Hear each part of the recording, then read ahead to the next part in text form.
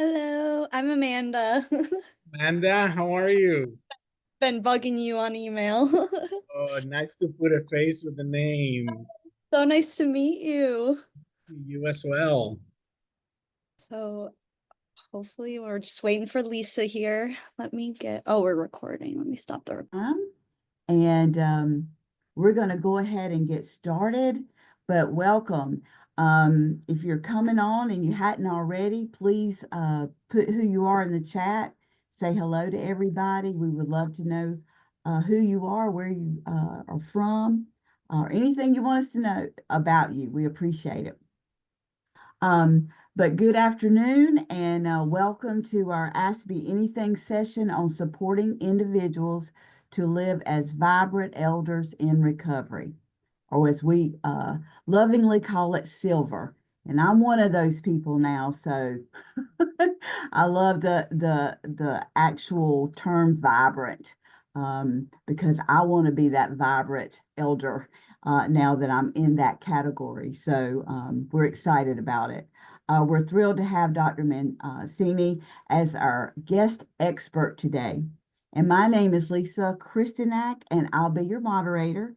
And Amanda Lowe, off camera, will be our wonderful person handling any tech support that we need today.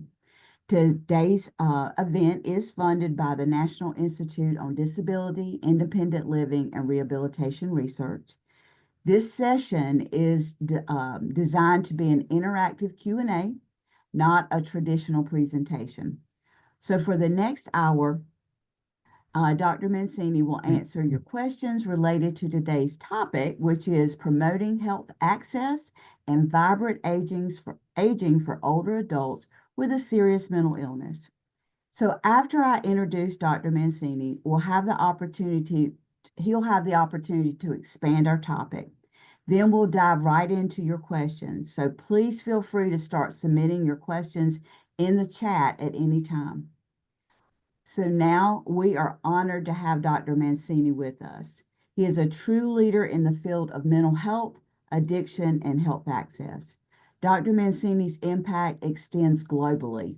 He has worked at the local, state, and federal levels and has consulted internationally. His commitment to advocacy and education has also made waves in media with his award-winning documentaries and public service announcements addressing Latino mental health and substance use, earning him 6 Emmy awards.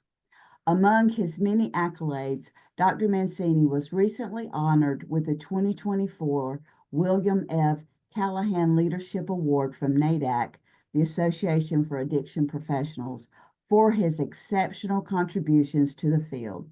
He also chairs Mental Health America's National Board and serves on other influential organizations championing greater access to mental health care. Today, Dr. Mancini will help us navigate the intersection of aging, mental health, and recovery, exploring key strategies to advance health access, combat social isolation, and empower older adults to live vibrant, fulfilling lives. So welcome, Dr. Mancini. You just take center stage and take the next 10 or 15 minutes to expound on our topic, and then I'll pop back in and assist introducing any of the questions that our folks have for you today. So take it away. Thank you so much, Lisa, and good morning, good afternoon, everyone, depending where you are in the world. Thank you so much for being here today, especially after reading in the chat that some of the places where you are, the weather is beautiful and you have many other options for activities today. I'm real honored that you chose to spend this hour with us. You know, when I was first invited to this, first word that came to mind was dignity. So aging with dignity and purpose is not only a universal aspiration, it's a professional and a personal aspiration as I continue this journey into life. But for older adults with serious mental illness or substance use disorders, there are barriers that sometimes stand in the way of thriving.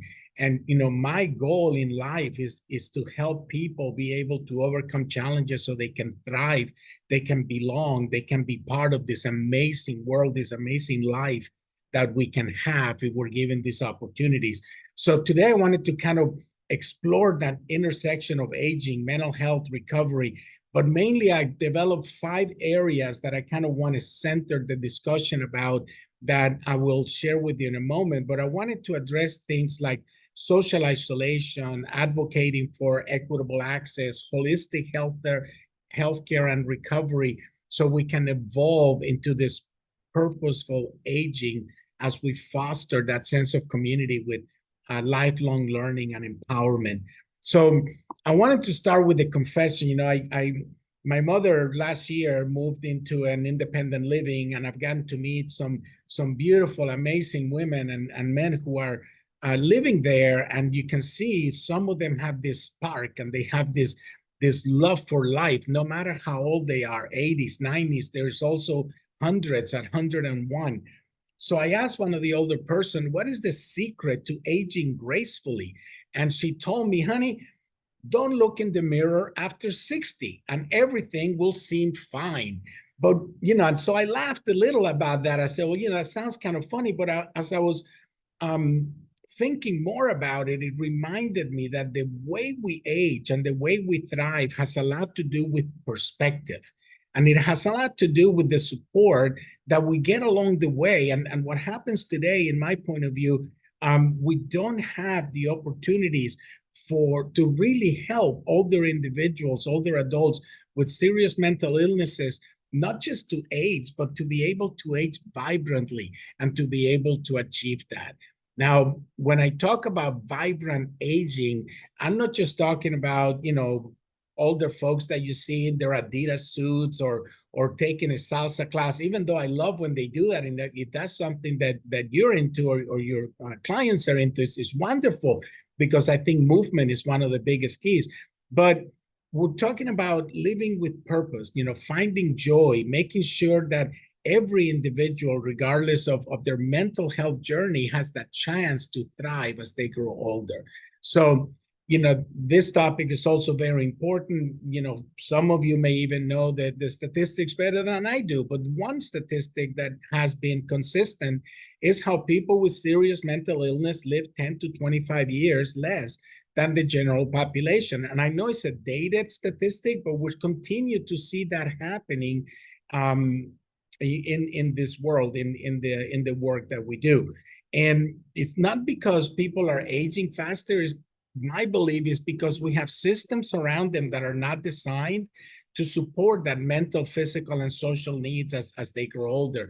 So, you know, aging is already difficult. My mother reminds me all the time, aging is difficult, aging is expensive. And when you add a mental health challenge to that, it's like playing with blindfolds on or one hand tied behind your back. So I really hope, and I want to invite that all of you will help me in participating in this discussion. I want to highlight 5 areas that I think are extremely detrimental to helping older adults with serious mental illnesses, not just survive, but thrive as vibrant elders in recovery, like a top 5 list. And of course, if you have items, then I would welcome for you to put those in the chat that Lisa is going to be monitoring, and we can discuss that. So, you know, we want to be able that to walk out of here with saying, hey, I learned something new. There's something I can do better for myself or for the clients that I'm working with. And, you know, it's hopefully it'll be a lively discussion. Nobody will fall asleep. Nobody will start multitasking while we are in this virtual session. So the first one is recovery-oriented care. So we need to stop treating aging as the end of the road, and we need to start treating it as that new chapter. Like when, you know, your favorite show gets renewed, or you're looking forward to the next season of, I'm an opera lover, so I look forward to the next season of the opera. So recovery doesn't stop at a certain age, at 65 or 70. I personally am a person in long-term recovery since 1985, and I'm 62 years old. So I always believe my life is just starting, and is because I had opportunities to be able to learn how to thrive in recovery for all these years. Now, when we promote recovery-oriented care for older adults, we remind ourselves that this is relevant as individuals age. we need to make sure that our care emphasizes those strengths, those personal goals that change as we age, and that helps us achieve a quality of life that we want, and fostering empowerment as we get older. Now, there's some considerations in promoted recovery-oriented care for adults of access and fairness. We need to make sure that recovery programs address the unique challenges of aging, like mobility limitations, chronic health conditions, changing social roles, loneliness or isolation, with a focus on inclusivity and respect for cultural and personal values of that individual. The second item I think it's important is combating isolation. So we know isolation is not good for everyone. You know, one of the main reasons my mother took this step is because her friends lived far away. She was living by herself independently, and she didn't like to drive that far, and her friends didn't drive. So a lot of the time there was not that connection. And in the facility that she's at now, there is connection. She met some wonderful people, so she doesn't have to struggle with that isolation. But it also happens to us. It happens to me. I'm sure it happened to some of you who are listening. Isolation is a really difficult area to deal with as we age. And part of that is more difficult for us to make new friends, to let people in, especially as we're dealing with our aging and any conditions that may come with that. So it's not good for anyone. But for older adults with a serious mental illness, it's like taking away the cell phone of your adolescent child. And you know that's devastating. It's their whole world. So we need to build this community. The importance of social connections is extremely crucial for maintaining good mental health, or for maintaining a sense of purpose. So older adults with serious mental illnesses experience loneliness, which can undermine recovery and well-being, and it would lead to further isolation. And we need to consider things like peer-led support groups or mentorship programs, community-based activities that foster belonging, especially individuals from marginalized communities who may face additional barriers to social engagement. The third area that I think is extremely important is the access to holistic healthcare. Now, you're hearing a lot today, especially those of you that continue to be glued to the news, which, by the way, sidebar, limit your news intake if you want to have good mental health. Limit it to 1 hour a day or less if you want to have and keep good mental health. So access to holistic healthcare, you know, we should be able to get any and everything that we need. Mental health, physical health, substance use recovery, it all has to come together. But some systems still operate like they're serving leftovers. They're operating with older principles, older modalities, older medications, older. So we need to make sure that we're providing access to new ways. I do a presentation on biohacking your mental health that talks about the importance of nutrition and sleeping. We need to make sure that we have this type of services. So aging adults with serious mental illness require integrated care that addresses mental health, physical health, spiritual health, financial health, all of that under one roof. And we need to make sure that we address the systemic barriers, or any other kind of barriers, like transportation, language, financial constraints, that can limit access to that type of comprehensive care. The fourth point that I wanted to bring up today was purposeful aging. So we're never too old to learn something new. I am so happy that every single day I learn something new, and I hope that never stops in my life. Every day I learn something new, whether it's painting, gardening, volunteering. We need to make sure that these individuals, older adults in recovery, deserve that opportunity to find meaning. And, you know, all dogs can learn new tricks, and I hope that we understand that. So that sense of purpose, you know, why am I getting up in the morning, is extremely important. So we need to provide those opportunities for growth that are essential for vibrant aging. And in order for us to do that, there is communication barriers, cultural barriers, for older adults. Aging older adults, it's its own culture. And we need to make sure that we provide the tools to contribute to their communities, ensuring or including inclusivity for those individuals that have other languages, other cultural beliefs, other socioeconomic backgrounds. And the final one, the fifth one that I wanted to bring in today is policy advocacy. Now, in order for us to change systems, whether it's a private system or a public system, we need to make sure that we have the advocacy and the people that will help us advocate for changes when changes need to be made. We need advocacy that makes access and fairness to support services, to healthcare services for this population a reality. So when we talk about policy changes, is something that's needed if we want to create the system that supports recovery and vibrant aging. And these are things that address issues of housing, accessible healthcare, programs tailored to the older adults with serious mental illness. So we need to learn how to advocate.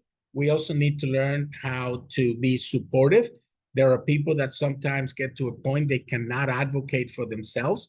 Another lesson my mother taught me is whenever you go something as simple as going to the hospital or to the doctor's office or to the emergency room, you need someone to be there with you to help you advocate for that, because sometimes people are moving so fast in those systems that they can ignore you and they can discharge you without really giving a thorough look at what brought you there in the first place. So we need people to help us advocate for these issues.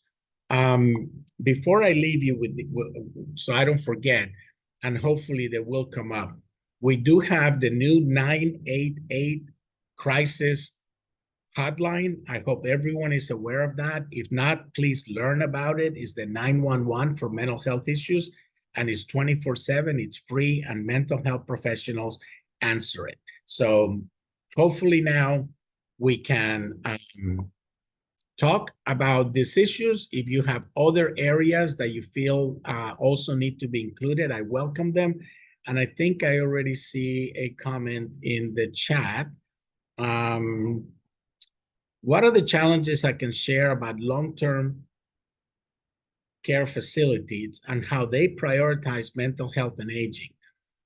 Do I think antipsychotic drugs are overutilized and create more isolation in nursing home settings? And how do I think states should be advocating for long-term care? Thank you so much, Lisa. These are some very heavy questions. And again, my answers, this is Pierluigi's personal opinion, not Lisa's, not Amanda's. This is my personal opinion. So if somebody doesn't like him, just contact me directly. But long-term facilities, my answer is going to be, it depends. It depends on the investment and the understanding of long-term facilities about mental health issues in an aging population. I have seen facilities that have an incredible team that are aware. They walk around the place, they notice changes in the individuals, they have a team meeting, they discuss, they have professionals that they can call in and have interviews, formal and informal interviews with the client, in order to be proactive when they notice that there are things that may not be working, or there's some development to how the person is reacting to being there. I've seen others that don't have that. I've seen others that pretty much just, make their rounds, make sure that people come down for dinner, or if they are in assisted care, that they are fed, or they have someone there for physical, to avoid physical problems than emotional problems. So I've seen both of them. What I do believe is that there needs to be a standardized, and no matter where you are or what facility you're in, we need to have these protocols that everyone that comes into those facilities is trained on, so they can understand and they can see what it is that they need to be looking for when someone is beginning to have either a cognitive decline or developing a mental health issue. The other thing I have not seen is, support groups, peer-led groups that I mentioned. Long-term care facilities, if they are receiving individuals, aging individuals, 80, 85, 90 years old, and these are individuals that are recovering from a mental illness, then there should be a support group. There should be a part of the program for those individuals, just like they have physical therapy for the individuals that want to make sure mobility continues. They need to have recovery groups or access to some kind of recovery programs so those individuals that are recovering from a mental illness can continue their recovery. So I hope that covered the first question. The second question, antipsychotic medications. Oh boy. Okay, I hope I don't get in trouble. So I do feel that we over-medicate people in this country. The reality is that there is a lot of people in this country that are taking medications that may not be taking medications for life. There is a lot of psychotropics that are supposed to be temporary, 6 months, a year, while you develop skills to overcome whatever barrier you may have. Now, at the same time, there are serious mental illnesses that people have that do require medications that could be for life. So I think it goes back to, where was the person diagnosed? Who made the diagnosis? Was that system set up in a way to take a look at the full picture of that individual? Or was it a system that was so overloaded that it was the easiest decision to make just to make sure that this person was taking medications? So I do believe there are instances where medications are lifesavers. Medications is what's going to keep that person balanced so they can develop these new skills and be able to thrive in life. But I also believe that sometimes we do over-medicate. We do prescribe for individuals longer than they may need to be on those medications. Again, it's a case-by-case basis, but I think it goes back to the beginning.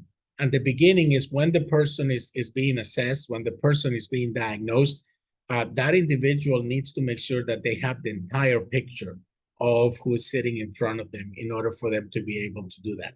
Again, if the system is not set up to provide that information, then a decision is going to be made with partial information instead of all the information that the person decides. It's kind of the same thing. It's almost identical, the same conversation I have when we talk about children and adolescents. It's gotten to the point that we want quiet, well-behaved classrooms. Well, if you're an 8 or 9 or 10 or 11-year-old boy or girl, you have a lot of energy, and then many times the solution is let's just medicate them so they can sit still on their desk for the school day. I think that's wrong. I think that's what we have kids that are over-medicated. So I think we have to take a look at how that works out. And I do believe if you over-medicate someone, it creates not only more isolation, but it really prevents them. It prevents them from being or from feeling like they are contributing to life and contributing to society. So it contributes to that level of isolation because they are unable to participate in life if they're overly medicated. So again, I think it's something that needs to be looked at on an individual basis, but a big part of it is, I think, how is the system set up to meet the needs of people with serious mental illness who are living in these facilities. And what do I think states should be advocating for long-term care? Well, I think, a couple of the points that I already made. Now, states are all different, as you know, and some states are doing wonderful work, and they have great facilities, they pay their people well, they have the right ratios. And then, some states struggle because, again, the system needs to be set up to take care of the population in a proper way, not just to be an afterthought, not just to fund them when there's money and cut their funding when there's no money. It needs to be something permanent. It needs to be a commitment from that facility, from that system, from that state. Thank you, Lisa. All right, that was great. Yes, thank you, Lisa, for that questions. So keep them coming. Keep them coming. We do have a question that was sent before, which I think would be on your first point that you made about recovery-oriented care for us older adults. Said, what role do caregivers and family members play in supporting aging individuals in recovery? Oh, great question. So, family members are key. And unfortunately, the way society works in the United States, because of school or because of work, we move. So you end up having families in different states, in different parts of the country. That makes it difficult to be present, to visit on the weekends, or to go by and have dinner with your loved one at one of these long-term homes, or if they're living by themselves in another part. So that is a struggle. That is something that can be very difficult. And I've met many family members that feel very guilty that they're not able to be there either for a holiday or for another celebration, because travel is really expensive, and now the kids have to pay for their own seats and all of these things. So the role of family members, and I'll start with that, is to continue to provide that emotional support, to make sure that we check in emotionally with our loved one, ask them questions. Are you taking your medication? Are you having any reactions? Is there anything that you need? Are you walking? Are you getting some fresh air? Making sure that they are being provided the opportunity to participate in life with those very simple instructions. Making sure that they have and they understand the resources that may be available in the facility or in the community that they could be taken care of. Now, of course, that's going to be different depending on the condition of your loved one.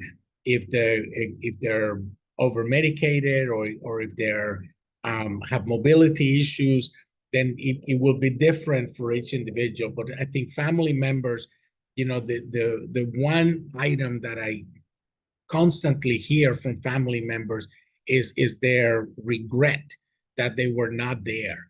Now, today, we can have virtual visits. So if I'm in another state, I can teach my loved one or their caretakers how to connect them, so we can have a virtual visit and they can at least see my face and my kid's face and other people.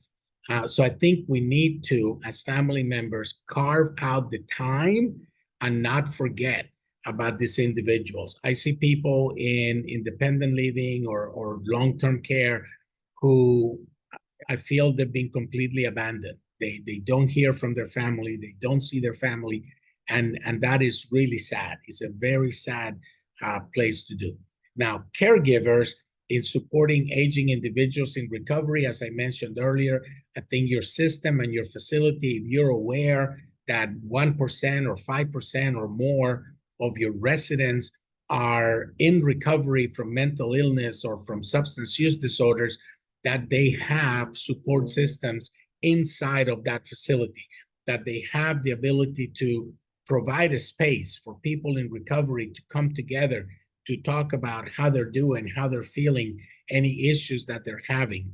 Also, to facilitate whether is an individual coming to the facility or have transportation for the resident to go visit their mental health provider. So if they have a counselor, a peer, a psychiatrist, whoever it is, to make sure that that doesn't stop. So the caregiver's job is to make sure that whatever mental health need that person has, if they're on medications, make sure they have their medication, help them take the medication if they need help with that, transportation for visits or the space within the facility for them to have their support groups and be able to help them improve their quality of life so they can thrive in recovery as they age? Thank you. Good question. Thank you. We have a follow-up question to that from Veronica. She says, have you met family members who worsened the patient's prognosis? Family members also suffer depressive symptoms due to a mental health condition of their loved ones. Excellent question, Veronica. Thank you so much, because we do. We often forget that we are part of the equation. We are part of this equation of a loved one who now is not functioning at the same level that they were while we were growing up, especially if this was a loved one who was extremely active.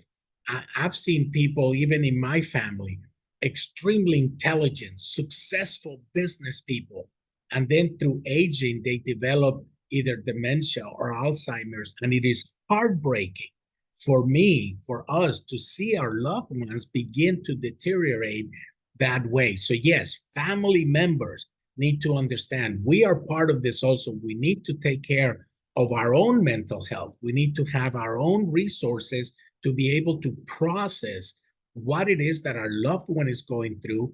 How can I take care of myself? How can I be in a state of good mental health so I can be the best son, daughter, aunt, uncle, whatever my relationship is to my loved one, that I can provide.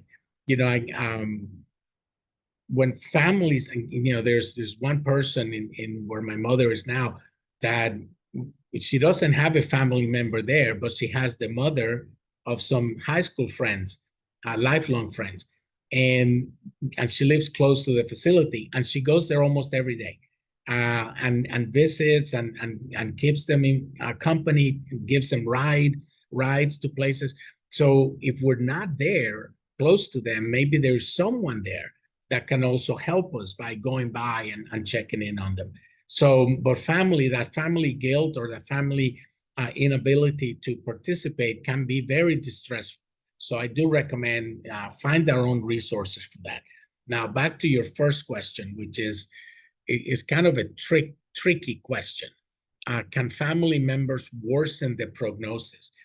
I think family members can contribute to an elder person, whether they're in recovery from serious mental illness or not. I think we can worsen their isolation and loneliness. I think that if we are not able to maintain social contact through a telephone call, through a video call, through a text, or a personal visit, if it's possible, on a minimum, a weekly basis, you know, preferably 3 times a week, if we can, or daily in some cases. It's going to be more difficult for that individual to stay balanced with their own recovery. Now, I've seen individuals where the family is not as active, and sometimes it's because of family issues, maybe some family trauma, some family discussions. I've seen many over the last 18 months or so, families that are broken up because of politics. And by the way, sidebar, you should never let politics come between you and the love of your family. You just need to have to learn not to talk about politics when you're together. But politics should never. I saw people cancel visits, cancel dinners, cancel celebrations. I mean, it was very, very difficult to watch. But there are divided families, right? But we need to be able to support each other, especially when we have someone who is aging and who's beginning to have some physical, emotional, spiritual challenges as they do that. So I think that the lack of family member presence, again, virtual, telephone, or in person, does help deteriorate that mental health for that individual. It makes it more difficult, especially if they're struggling and they just don't have that connection within the facility. Some people are able to build those connections within the facility and kind of helps, but there are many who don't build that connection and they end up further isolating. Thank you. Great question. Great question. You mentioned earlier, and this goes along with another question that was asked, and I am a person in long-term recovery myself, and I know what having peer support did in my own personal life. So this question is about, your experience and your knowledge about the most effective peer-led initiatives for reducing isolation among our older adults who are in recovery.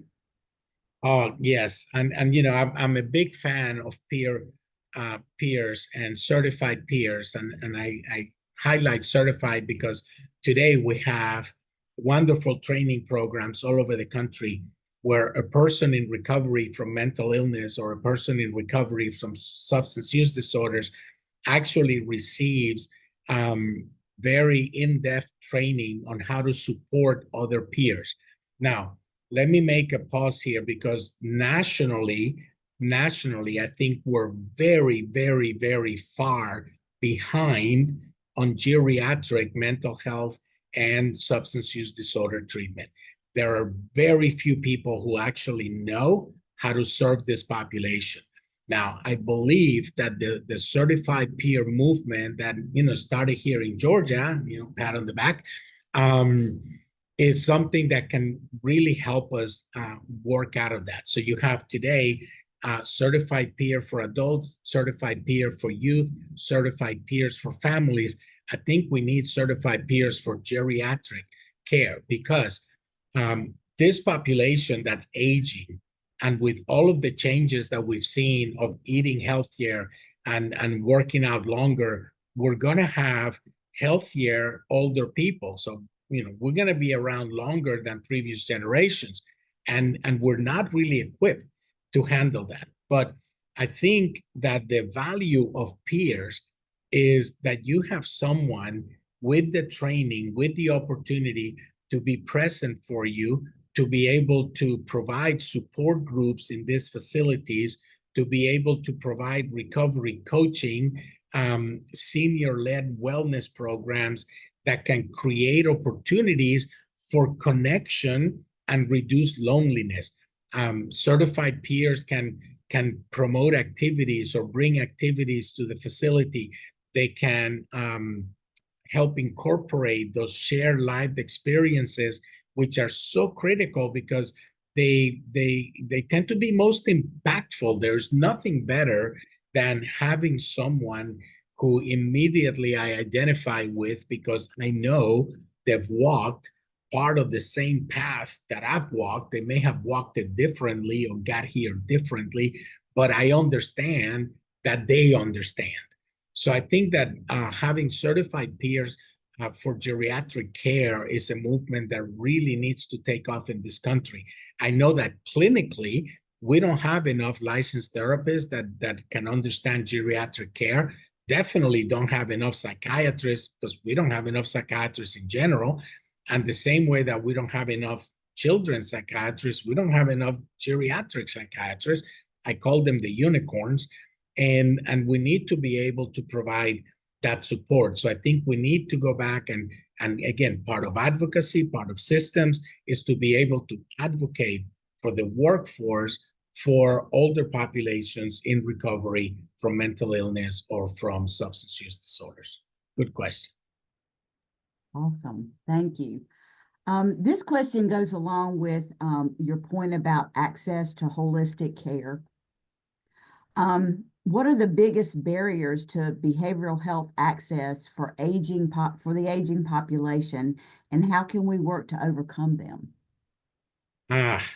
So my professional career is all about breaking barriers. And I think that there are so many barriers for so much of the work that we do. And many of them I've discovered they are unconscious. People don't understand that they have barriers in place for people to access their institution or their facility or to serve an older person in recovery. But then there's others that have barriers, but they know the barriers are there, right? So there are some people you can help understand and make changes, and then some other people that unfortunately we're not able to reach.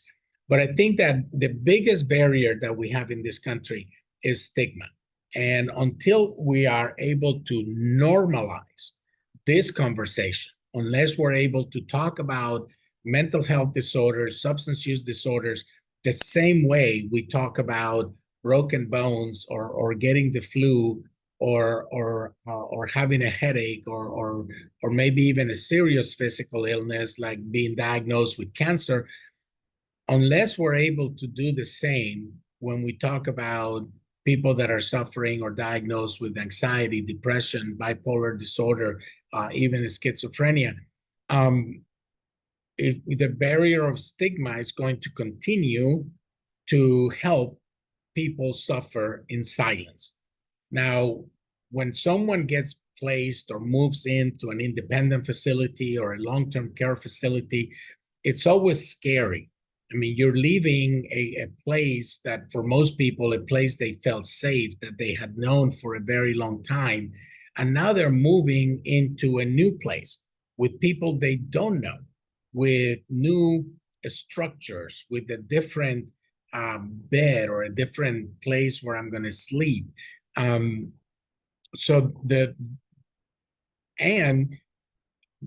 depending on where the location is, you may even lost the support system that you had in place for your mental health or your substance use disorder. So stigma, it'll be more difficult for me to move into a new facility and from the get-go say, I'm a person in recovery from a mental illness. Is anyone else here in recovery from a mental illness, right? So again, the facility, the system needs to make sure that there is a path for people that are moving in with diagnoses or being in recovery for mental illness, substance use disorders, to connect with others, to have a safe space for their recovery. So I think stigma becomes the biggest problem. The other one that I've seen is financial.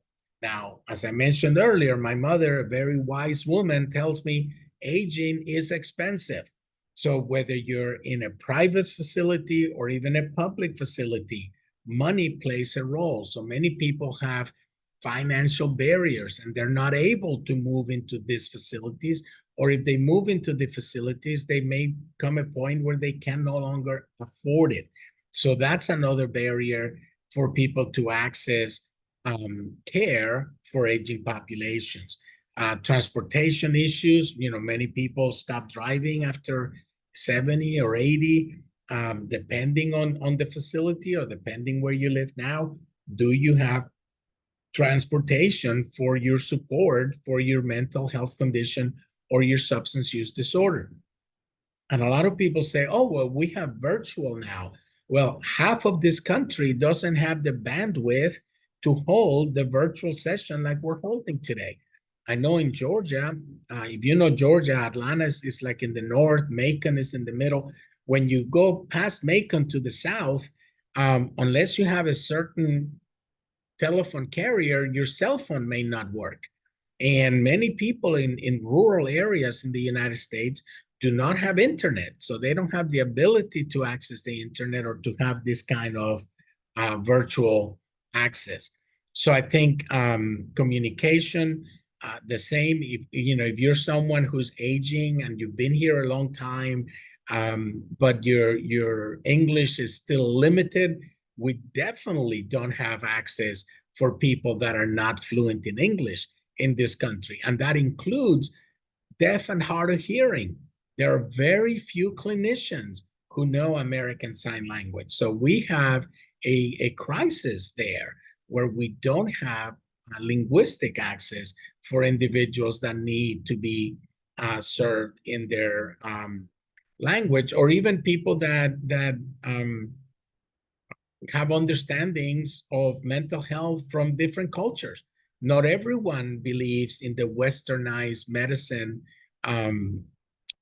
way that we treat mental illness in the United States. Some people have more holistic or more traditional Eastern medicine. So we need to learn that, and we need to see if that's something that we can be providing to our community, aging people in recovery. So, I tell state systems, I tell private, public systems, this type of investment needs to be a budget line item. This is not an afterthought. Oh, we have a little money left over. Let's have a celebration for the people in recovery who live here. No, this needs to be purposeful. This needs to be an investment in that community that's part of the residence or the place where you live, so they can have the opportunity to thrive as they age in recovery. So we need to make sure that those efforts continue to be improved and continue to be advocated for. So there's things like integrated care, when, the same way that a facility looks at investment into physical care, they need to make sure that they expand that budget and they make investment for mental health care. Good question. All right, thank you. We do have a question that just popped up from Kenneth.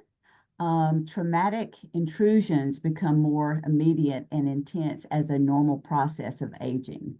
Recovery is different in elderly than when younger. Many people only have traumatic symptoms when older. What do you recommend for trauma symptoms when older? What do you recommend for trauma treatment for older people? Thank you, Kenneth. Oof, yes, thank you, Kenneth. It's again, it's a very it's a very strong question in many levels. I've seen people as they age that, and this may be people that have addressed early trauma, right? So we know from many studies that many of us are affected from childhood with traumatic issues that we don't get to address, or we don't get to address all of them, or we may not even become aware of them until we're older. So I think that plays a role in the in how we approach trauma treatment for older people. There's also the physical and the cognitive state of that individual in order to address this issue. I've seen older people that it is when they get older, sometimes when they move into a facility, when they actually remember the trauma or begin to remember the trauma. So will they have the resources to properly address that? Now, if there's one thing we've learned in the last few years, is we have amazing modalities to treat trauma today. And we're seeing people, and like you ask in your question, younger people be able to thrive by overcoming the challenges that trauma caused in their life. So we are seeing that.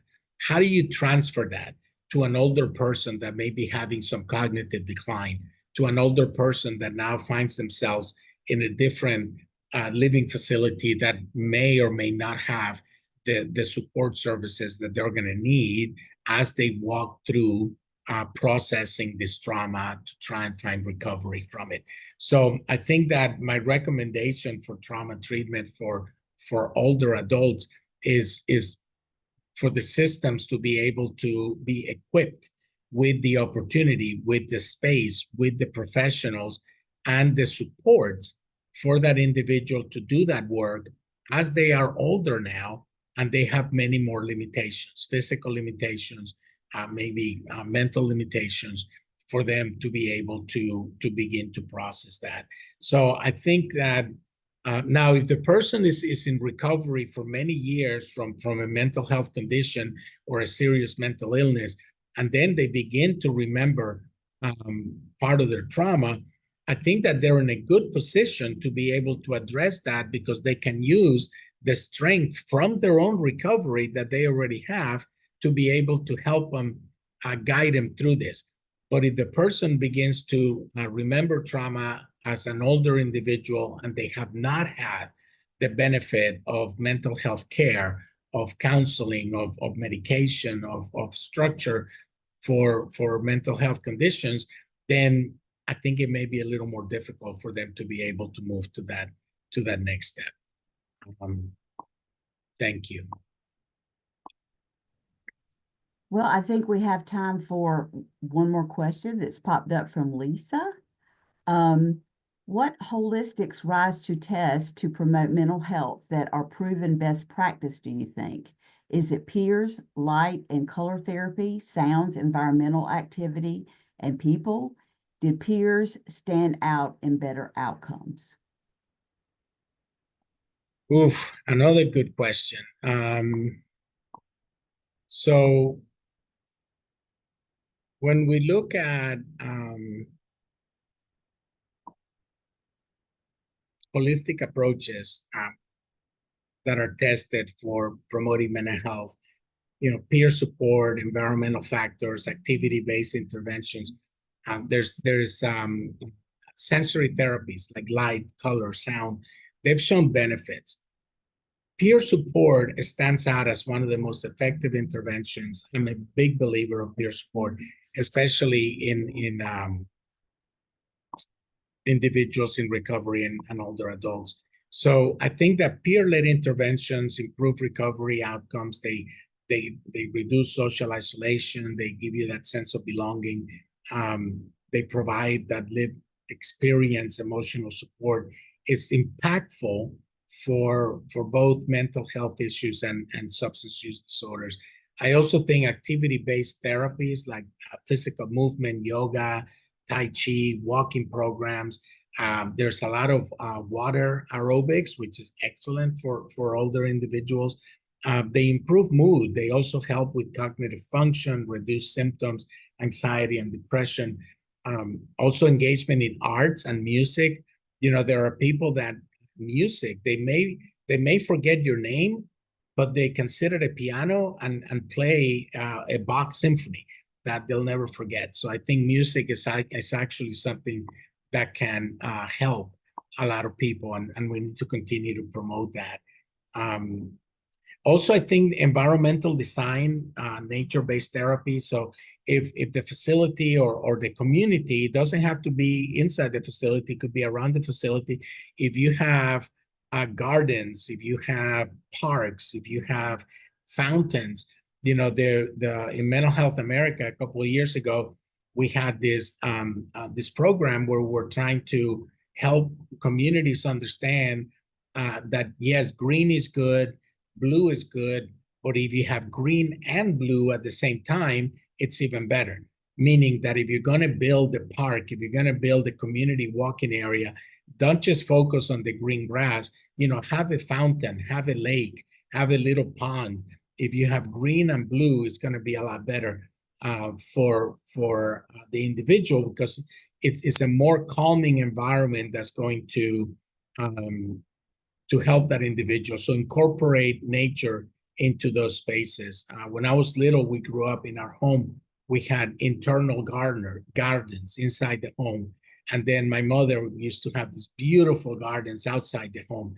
And there was always this sense of peace and this sense of serenity when we were in that space, in those gardens. Light, color, sound therapy, exposure to natural sunlight or light therapy right here next to me. You can't see it, but I have my red light therapy that I do most days. I need to do it every day. It's what I want to build up to, but life gets busy. But I have it here. So all that helps to be effective for depression, for our circadian rhythm. We need to also look at technology, virtual social engagement, like I mentioned, with this kind of opportunities to be online. So peer-led programs demonstrate strong outcomes. They combine everything that I've mentioned to give us the opportunity to be present, to be with individuals, and coming from a peer, we're able to to have better outcomes for these individuals. Great question, Lisa. Thank you.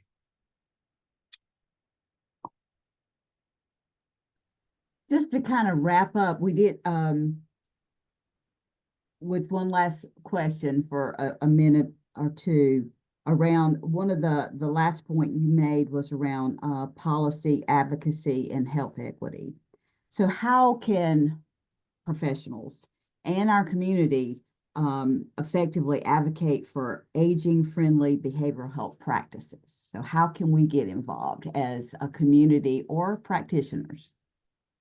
Well, it's I love that question for many reasons. Again, we're living on a day-to-day basis. Those of you that follow national politics, there's the budget discussion, what the House put out yesterday. Many people are screaming, "Oh my God," all these cuts. It's difficult. These are very serious, difficult times, and we need to be able to advocate for what our community needs, what our clients need. I think that the policies that will ensure that every individual has access to mental health and substance use disorder care is critical. We need to make sure that professionals are getting paid at a decent rate, at a rate that's a livable rate, not less than others. We need to make sure that we have these certified programs.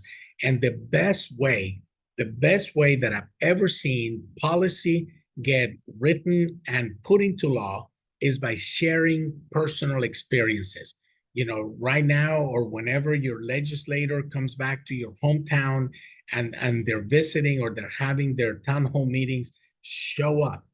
Tell your personal story, whether it's you who are recovering and you want to make sure that the legislators understand that these services are needed so people can recover, or if you're a person that's trying to get help and don't have access or your program, your insurance doesn't cover it, they need to hear that as well. So personal testimony for me has always been the best way that we can have policy become law. Right now, we need to make sure that many people are receiving behavioral health services through Medicaid. So we need to make sure that if they're going to make changes to Medicaid, we need to advocate that they don't pay the price by cutting behavioral health, mental health, substance use disorder services. The same thing with Medicare. A lot of providers stop taking Medicare because it doesn't pay enough, right? So we need to advocate. If many of our older clients, that's their insurance. That's what pays. It's what they paid into the system now to be able to get these services. We need to make sure that there are behavioral health services and that those providers get paid enough so they can accept that form of payment. Unfortunately, we do have two healthcare systems in this country. If you're wealthy, you can afford the best of the best. If you're not wealthy, then you have what we have, and that's really, it's just reality. It's neither good or bad. It's just reality. But we need to make sure that people have access. But the best way for us to advocate is go to your legislators, share your personal story, whether it's a positive outcome, a negative outcome, and make sure that they understand the importance of providing these services to aging individuals who are in recovery from mental illness or substance use disorders. Thank you, thank you, thank you. Well, thank you, Dr. Mancini, for sharing your expertise and most importantly, your passion with us today and your heart. We appreciate everybody that came on today, all your insightful questions, and just that you showed up today to engage. And we have many thank yous coming up to you, Dr. Mancini, to show their appreciation for answering questions and just being with us today. We appreciate it. You please take a moment to complete the survey. Your feedback is crucial as we continue to improve our events. Thank you all, and we look forward to seeing everybody again at our future AMAs, and I hope you'll keep coming back and sharing with us. And thank you so much, Dr. Mancini. We surely appreciate everything you brought to us today, and we look forward to collaborating with you again in the future. Thank you so much, Lisa. Thank you, Amanda, and thank you everyone for showing up today. I really appreciate it.